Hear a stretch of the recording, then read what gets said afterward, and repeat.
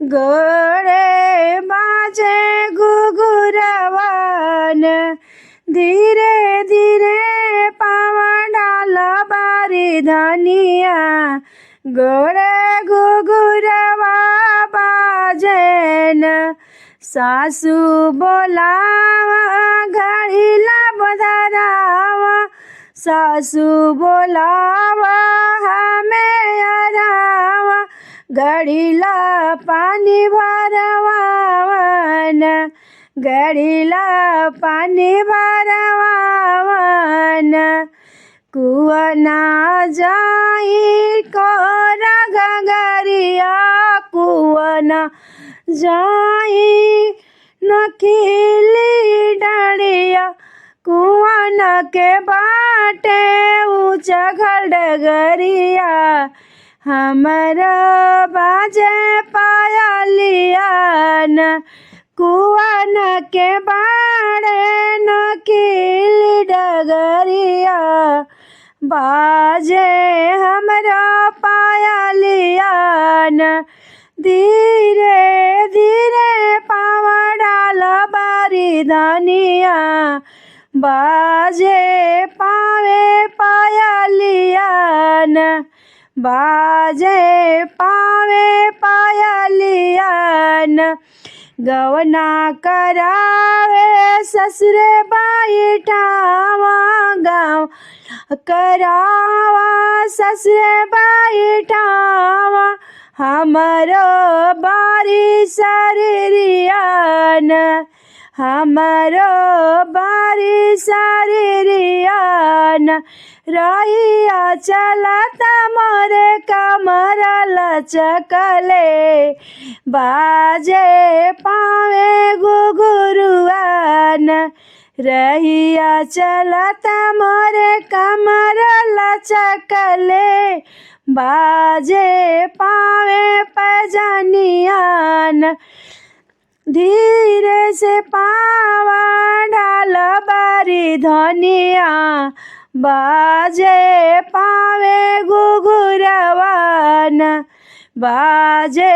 पावे घुघुरवान कनवा के बाली ओठवा के लाली नैना कजला माथे के बिंदिया कैना कजला माथे के बिंदिया